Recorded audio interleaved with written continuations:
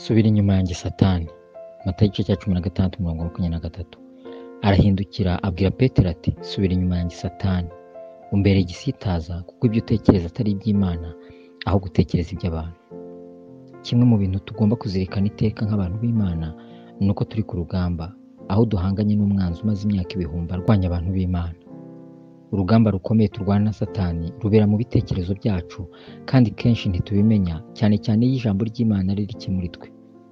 Abatubanjirije muri iyi nzira nabo urwo rugamba ntirwari ruboroheye.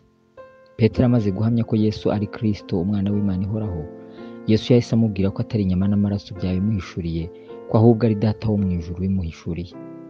Imbere y'abandi bigishwa yaragaragaye nk'umuntu udasanzwe uvugana n'Imana ikamuhishurira ibyo abandi batazi. Yesu yahereye ubwo atangira kubabwira ko yenda kubabazwa, ariko Petero aramwihererana atangira kumuhana, maze Yesu aramuhindukirana aramucyaha. Yesu ahera ko yigisha abigishwa be ko akwiriye kujya i Yerusalemu, akababazwa uburyo bwinshi n'abakuru n'abatambyi bakuru n'abanditsi, akicwa, akazazurwa ku munsi wa gatatu. Petero aramwihererana atangira kumuhana ati, biragatsindwa mwami, ibyo ntibizakubaho na hato. Arahindukira abwira Petero ati, subira inyuma yanjye Satani, umbereye igisitaza kuko ibyo utekereza atari iby'Imana aho gutekereza iby'abantu. Matayo igice cya 16 umurongo wa 21 kugera ku 23.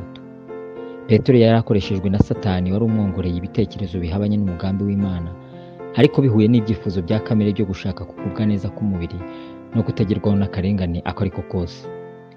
Yesu yahise amenya ko ari ijwi rya Satani rivugiye muri Petero, maze aramuhindukirana amucyaha bose bumva ati, subira inyuma yanjye Satani, umbere igisitaza kuko ibyo utekereza atari iby'Imana aho gutekereza iby'abantu.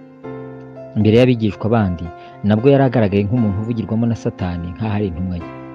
Mu bigaragara icyubahiro yari amaze guhabwa no kuba avugana n'Imana cyacishijwe bugufi no kuba anavugana na Satani. Ibyo si Petero byabayeho gusa, ahubwo nibwo buzima duhoramo buri munsi na buri saha. Nirwo rugamba turwana umunota ku wundi, aho Imana na Satani baba bari hafi bavugana natwe, maze tugahitamo uwo twumvira. Iyo niyo ntambara umuntu wese arwana uhereye kuri Adamu, aho ijwi ry'Imana risimburana n'irya Satani, maze abatabizi akenshi bakumvira iry'umubi kuko riba rihuye na kamere kandi rishyira imbere inyungu z'umubiri twambaye.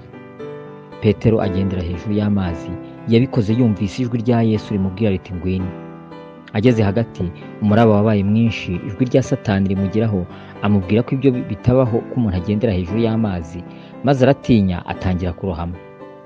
Kuba uyu munsi Petero ari mu ntwari zo kwizera, akaba ari ku rutonde rw'abashoje urugendo rwabo neza, si uko atigeze araswa mu ntambara yarwanaga, ahubwo ni uko yakomeje kwizera akabasha kubyuka aho yarashwe hose.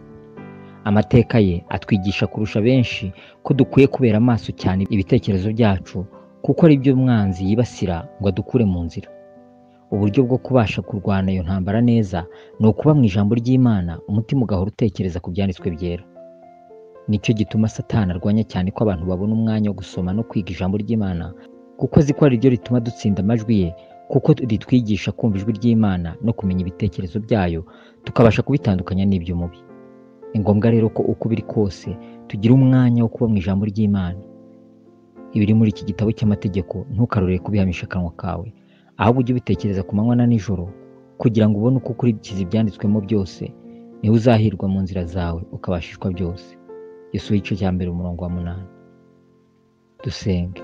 Mwami Yesu, mpa kuba mu ijambo ryawe unshoboze kunesha amajwi ya Satani, mu izina ryawe Yesu. Amen.